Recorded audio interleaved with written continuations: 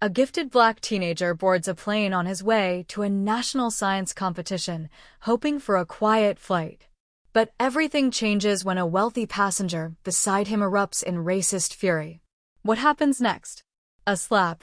A stunned cabin. And then, a stranger rises and history begins to unfold midair. Within 20 minutes, a viral video, police intervention, and a revelation from a Vietnam veteran set off a chain of events no one expected. Stay with me. This is a story you won't forget. But before we dive in, drop a comment below and tell us where you're watching from. And if you believe the world needs more stories like this, hit subscribe. Because what started as an ordinary flight became a turning point. The sound, when it came, was not the worst sound a man can hear. It was not a gunshot, not the shriek of metal on metal, nor the holler of a mother losing her child. No, it was the sharp, wet crack of palm against cheekbone. And yet, it carried through that steel cabin like a prayer broken in half. Jeremiah Cole's head snapped to the side. 16 years old and black in America, his cheek stung with the kind of humiliation that history seldom forgets. His eyes, deep and wide and too full of restraint, did not water. Not because it didn't hurt, but because it hurt too much to cry in front of a world that already expected tears. The man who hit him stood with the trembling breath of a coward wearing the armor of a suit. His name was Douglas Harlan, white, manicured, and entitled. He pointed a shaking finger at the boy, his voice shaking not with fear but with fury. "I told you to stay in your place, boy." In that one sentence, he summoned the weight of centuries, plantations, courtrooms, water fountains, jail cells, and schoolyards. It was not just a scolding. It was a spell, an incantation pulled from the dry bones of Southern superiority. For 3 seconds, the plane did not breathe. 237 souls suspended in a moment between decency and damnation. Some looked away. Some reached for phones. But none moved. Not yet. Then, from row 23D, an old man stood. Not dramatically, not with fanfare. He moved as one who had seen the inside of too many wars to be moved by loudness. His name was Gabriel Arlovsky, a retired veteran, half Slovak and half regret. He walked down that aisle like a man walking through the center of a fire he could no longer ignore. "Sir, please sit down," the flight attendant said, her voice shaking with protocol. Gabriel shook his head. "Not this time." What follows, friends, is not just the story of a white man striking a black boy in midair. It is the story of what happened when the sky, so often the domain of gods and generals, was forced to confront the ugliest truth of the ground below. It is a story of America in the air, where seats are numbered but justice is not guaranteed. Where class and color press against each other in silence, and sometimes that silence breaks. But to understand what made an old soldier rise, to understand why a boy was struck and a stranger refused to sit, you must go back 6 hours earlier. Back to Gate 17 in Atlanta, where Jeremiah's journey began with a science project, a father's worry, and the weight of 1,000 invisible warnings. And you must listen. Not as a witness, but as a nation. In the sealed belly of that airplane, somewhere over the Missouri River, the war was already underway. No weapons had been drawn. No laws explicitly broken. But the theater was set. 2 teenagers, one black and one brown, seated beside a man in a $1,000 suit who believed the world owed him silence and space. Not just comfort, but deference. Not just a seat, but dominion. Jeremiah Cole knew that kind of man. Every black child in this country does, whether or not he's ever been named. He wears the uniform of professionalism, crisp shirt, polished shoes, a flag pin sometimes, but speaks the language of coded indignation. His kind doesn't shout. He suggests. He implies. And always, always he makes himself the victim. Caldwell wasn't just irritated. He was offended by Jeremiah's existence in that seat. And not because of noise or behavior. No, it was subtler, more dangerous than that. It was the offensive presence of a black boy who did not bow, who did not shrink, who took up space in the same way his white peers always had, unapologetically. Flight attendants passed by, offering beverages. Caldwell took another scotch, his eyes never quite leaving the space between him and the boy beside him. Sophie, still cheerful despite the tension, asked Jeremiah a question about gravitational waves. He answered, carefully, his tone steady. He knew better than to sound too smart, or too proud, or anything, because in America, dignity in a black child is often mistaken for defiance. When Jeremiah leaned forward to adjust his tray, his elbow brushed Caldwell's. The man flinched, not because of pain, but because he wanted a reason. Any reason. You need to watch yourself, he muttered. Jeremiah said nothing, not out of fear, but strategy. To respond would be to escalate. To ignore would be to invite further disrespect. This is the trap young black men are born into. Choose silence and be stepped on. Choose voice and be punished for daring to speak. And still, it was just a whisper of conflict. The storm hadn't broken. Not yet. But 7 rows behind them, someone else was watching. Gabriel Arlovsky, folded into his seat with a book in hand, was not asleep. His eyes scanned the row where the tension simmered. He had seen this before on battlefields and in boardrooms, in the old country and the new one. The faces changed, the uniforms changed, but the gaze of domination did not. He'd seen that look in 68, in 75, in 93, and now here it was again, older, softer around the edges, but just as cruel. The difference was, back then, he had not stood. The older man closed his book and placed it in the seat pocket. He didn't know the boy's name. He didn't need to. He recognized the weight in the boy's shoulders. And he recognized the man beside him too, the one who mistook authority for virtue and rudeness for righteousness. Caldwell tapped his tablet sharply, as if punishing the screen. He shifted his legs with intentional force, spreading out as far as the armrest would allow. It was a slow theft of space, a declaration without words, you do not belong. And all the while, Sophie tried to hold the line. She cracked jokes. She passed notes. She offered normalcy like a shield. And Jeremiah let himself smile, even as he felt the noose of the situation tighten. Then came the call button. Caldwell summoned the flight attendant. Yes, sir, the attendant asked, neutral. I'd like to file a complaint, Caldwell said, loud enough for nearby rows to hear. These two have been disruptive since takeoff. Laughing, passing notes. I can't work like this. The attendant looked at Jeremiah. Then Sophie. Both sat still, their trays stowed, their hands folded. Disruption had not occurred. But in America, accusation is its own kind of evidence when it comes from the right lips. I'm sorry, sir, she replied calmly. But I haven't observed any disruptive behavior. Well then, perhaps you haven't been paying attention. And there it was again, the performance of civility wrapped around the accusation of failure. She was a woman of color herself, this flight attendant. She knew better than to argue. She nodded, professional, and walked away. But her eyes lingered on Jeremiah a moment longer. A silent apology. A small alliance. Caldwell leaned back, satisfied. For now. And Gabriel Arlovsky sat straighter in his seat. He had seen men like Caldwell destroy lives with that same smug half-smile. He had seen silence used like a whip. And he had once convinced himself it wasn't his fight. But as he watched that boy's shoulders stiffen, his jaw set like granite, he knew better now. Because if this wasn't his fight, what was? The flight moved on. Somewhere over Kansas now. The land below, flat and unforgiving, stretched endlessly toward a horizon no one aboard could see. And above, inside that pressurized cabin, something cruel was unfolding. Slowly, steadily. It hadn't exploded yet.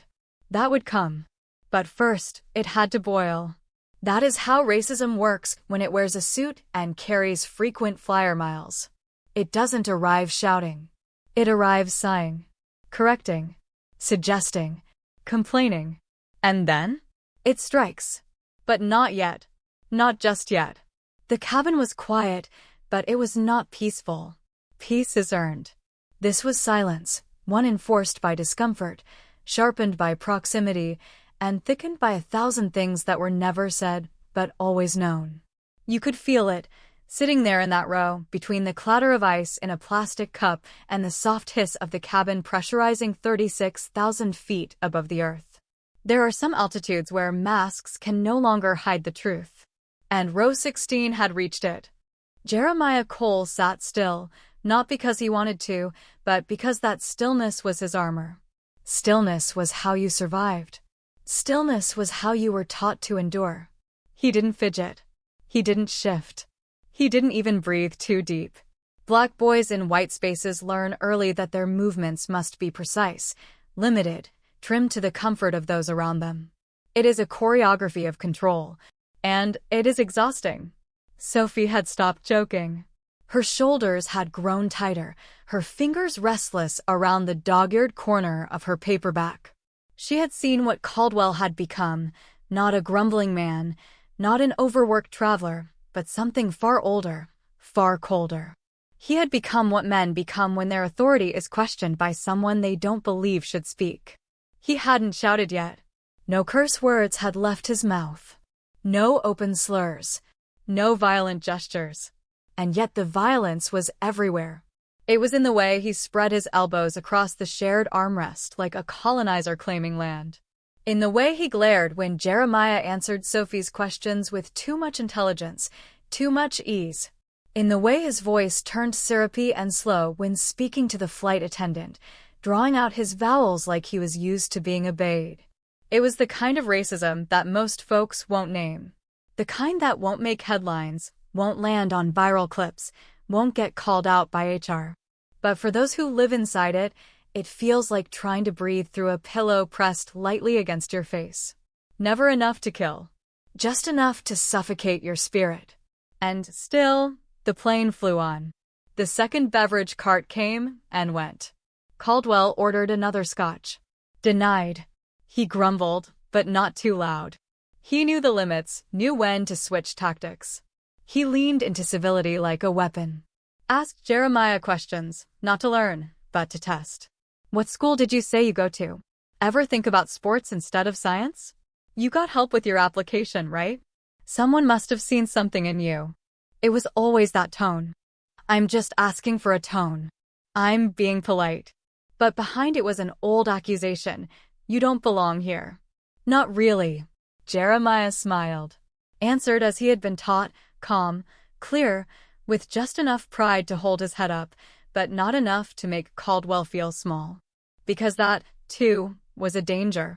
It's not your failure they fear, it's your excellence. When Sophie tried to intervene, he's the top student in our state. Actually, Caldwell smiled tightly. Of course, he said. Affirmative action works wonders. It was a slap without a hand.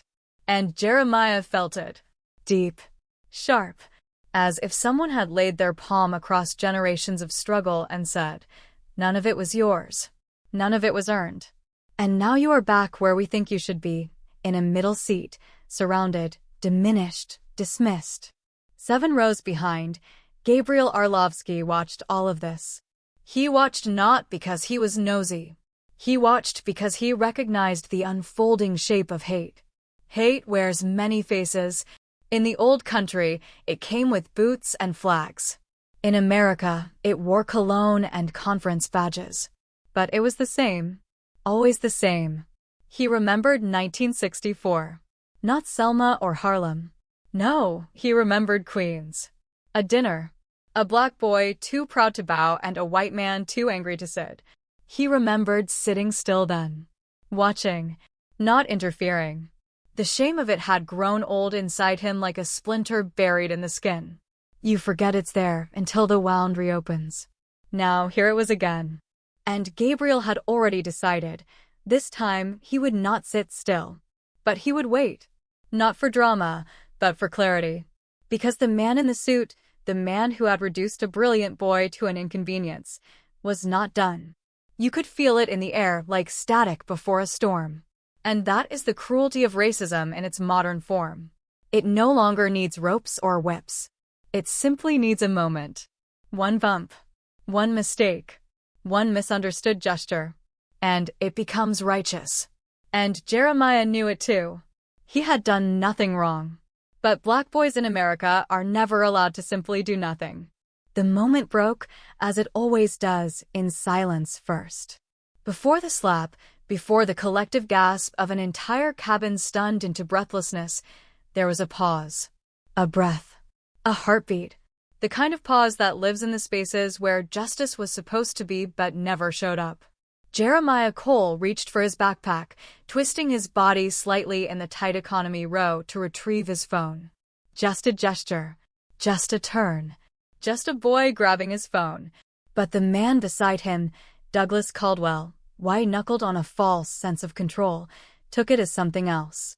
He took it as a violation, an affront, an assault against his imagined authority. His coffee shifted. A few drops, a splash really, spilled onto his tablet. It was not the end of the world. But for some men, the world is always ending when they are not the center of it. You people are always so careless, Caldwell snapped. Jeremiah froze. Not from guilt, but from calculation. Every black man in America learns how to count the seconds between rage and reaction. He could feel the air around him change. The tension in Sophie's spine. The sudden stillness of passengers nearby who had pretended not to see until now. It was an accident, Jeremiah said calmly. Of course it was, Caldwell hissed, loud now, loud enough for the surrounding seats to hear. Just like every other time you people mess things up. That was it. The thing he couldn't say but did. You people. The phrase dropped into the cabin like smoke. And then came the slap. It wasn't loud, not really. Not compared to a screaming engine or a crying baby. But in that moment, in that sealed-off world above the earth, it rang with the weight of 400 years. The sound of an open palm across black skin carries not just impact, but history. It's not just a slap. It's a statement. And it echoed. Sophie gasped. A woman in row 15 dropped her ginger ale. A child turned and asked their mother what had happened. Silence rippled outward like a wave crashing against a sea of indifference. Caldwell stood over Jeremiah, his hand still raised, his face flushed with the fury of someone who believes he is owed the last word. I told you, he began, but didn't finish. Because someone else stood. Gabriel Arlovsky, the old man with the quiet eyes and the war inside his bones, stepped into the aisle. He did not raise his voice. He did not threaten. He simply stood. And in America, when the right man stands, white, aged, respectable, people listen. You will not touch that boy again, Gabriel said, his voice low but resolute. This doesn't concern you, Caldwell barked, flustered now. Gabriel didn't blink. It concerns everyone who has ever watched a man like you believe the rules don't apply to you. It concerns every boy who's ever had to sit silent while the world calls him dangerous for daring to breathe. The flight attendants moved quickly. James, Amara. Their training told them to de-escalate, to keep things calm. But they saw what everyone else saw, a child struck, not out of fear, but out of arrogance. And they stood with their eyes wide, waiting for the world to choose sides. Caldwell looked around. And for the first time, he saw himself reflected in the eyes of strangers, and he did not like what he saw. You all saw him spill coffee on me, he stammered. No, Sophie said, rising now too. We saw you hit a kid. And now, the silence has turned. Not against Jeremiah, but against the man in the suit. This, too, is a kind of justice. Not enough. Never enough. But it was something. Jeremiah sat still, the fire still on his cheek, his hands trembling but his eyes locked onto Gabriel's. Thank you, he whispered. Gabriel didn't smile. His face was too old for that. Too tired. But his voice was firm. You don't owe me thanks, he said. You just stay standing. And then, the police were called. And then, the reports were taken. And then, the flight continued. but nothing had really moved. The plane still flew, yes. But the story had shifted. The wound had opened. And somewhere deep inside Jeremiah Cole, the ache of centuries made room for something else. Resolve. And the old man in the aisle? He had waited too long in his life to stand. But this time, when it mattered, he stood. And for once, the sky bore witness. The plane landed, but the weight stayed in the air. It hovered, thick and unspoken, around the baggage claim, where the boy stood with his backpack slung over one shoulder, his cheeks still warm, not from pain anymore, but from shame, a shame that was not his, but somehow lived in him anyway. Jeremiah Cole didn't cry. Not because he didn't want to, but because there was no room for that. Not now. Not in the echo of what had happened. He had been taught to hold his composure like breathing underwater, count the seconds, wait for the surface. But no one told him that sometimes the surface was just more water. A uniformed officer stood beside him now, clipboard in hand, asking him to repeat his statement again. Not unkindly, but with that well-practiced neutrality that suggests empathy without offering any. "Can you describe what led to the incident?" he asked. Jeremiah answered. Not just with words, but with all the restraint of a boy who understood the cost of being misunderstood. He measured his tone. He didn't raise his voice. He emphasized that it was an accident. That he did not provoke. That he never touched the man. He used language that made him small, palatable. Because that's what black boys in America are forced to do when speaking to authority, shrink to be believed. Across the terminal, Caldwell sat slouched in a stiff plastic chair, his suit jacket wrinkled, his confidence fraying at the edges. For the first time in a long time, his world was not responding the way he expected. People were not lining up to agree with him, to pat him on the back and whisper, "We understand." He probably deserved it. Instead, he had become a spectacle, a man undone by his own hand. Sophie stood beside Jeremiah now, arms crossed, her voice raised slightly as she gave her own account. He hit him. Period. He didn't go on a trip. He didn't flinch. He hit him. Because he was angry. Because he could. The officer scribbled notes. "Thank you, miss. We'll be taking a statement from the flight crew as well." Gabriel Arlovsky, the old man who had stood between violence and silence, leaned against a column nearby. He didn't say much. He didn't need to. His presence was a testimony. And he carried it like a man who knew this country's memory was short, but the pain it caused was long. Later, after the formalities had been exhausted and Caldwell had been escorted out under the pretense of detainment pending review, Jeremiah sat alone with his phone in his hand. There was a text from his father. 10 of them.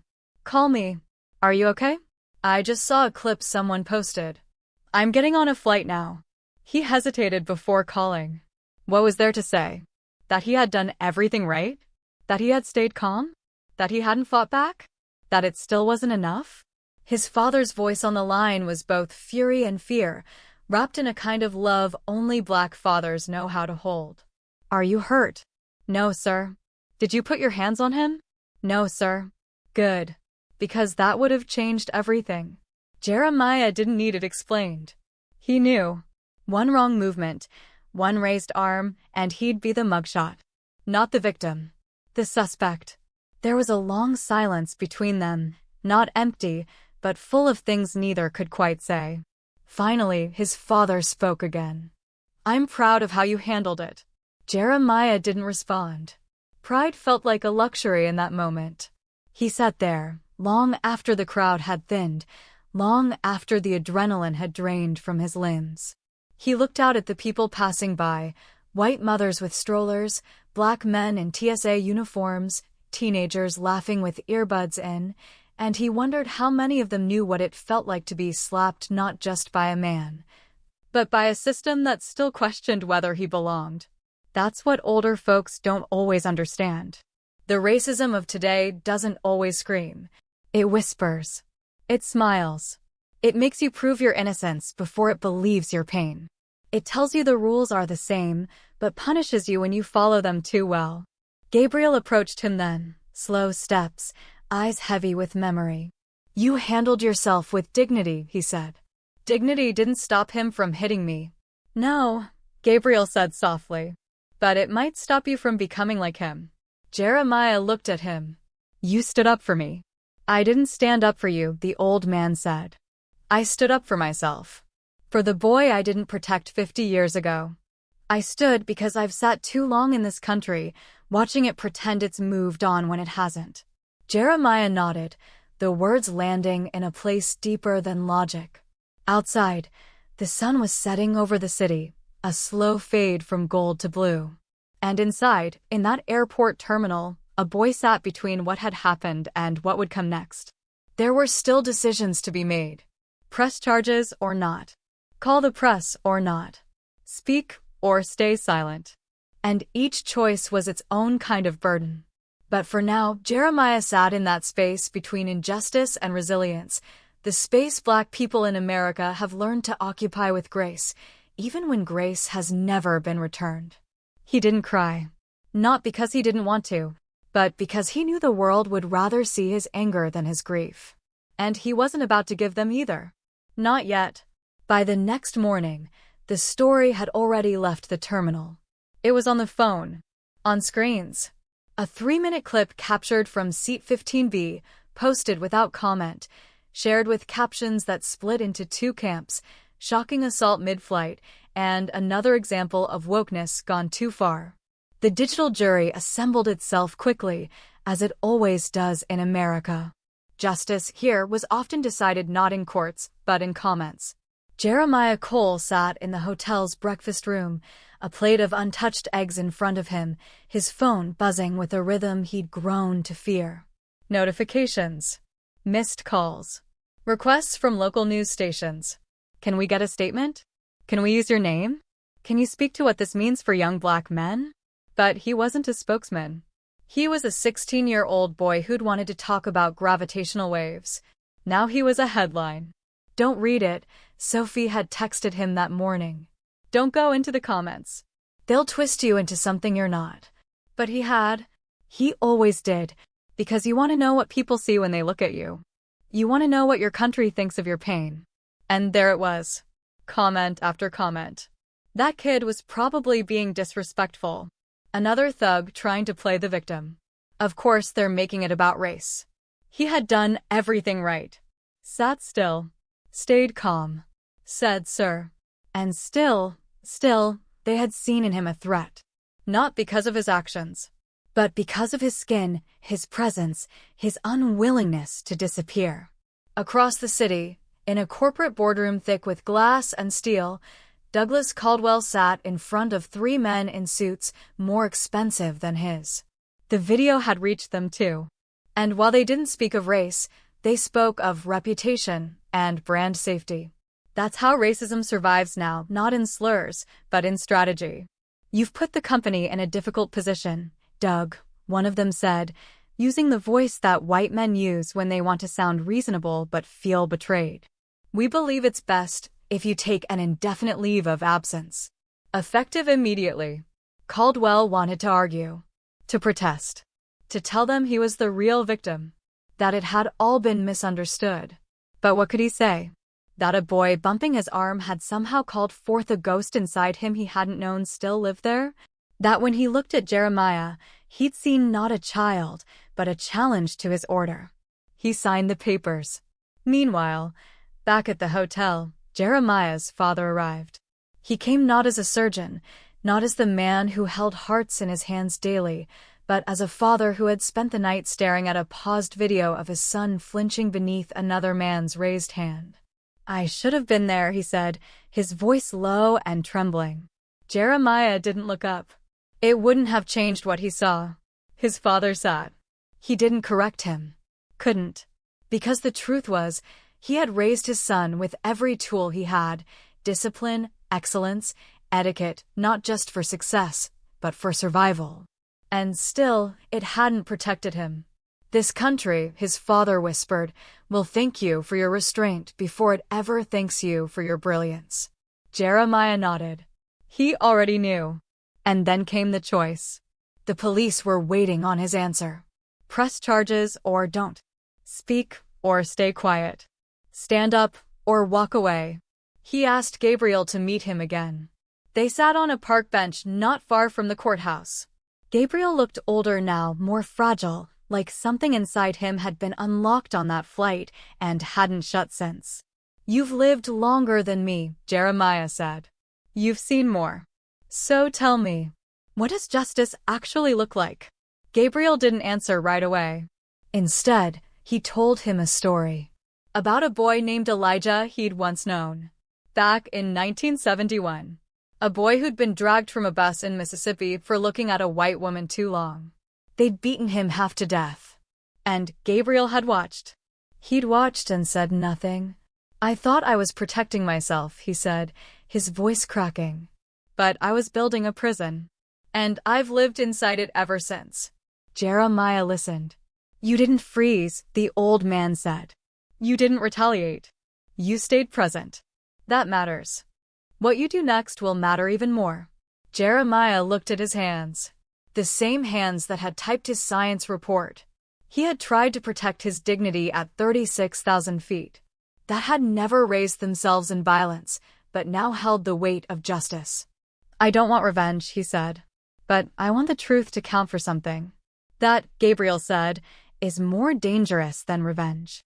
Because the truth asks people to change. Jeremiah filed the charges. Not for headlines. Not for vengeance. But for the boy who would sit in that seat next year.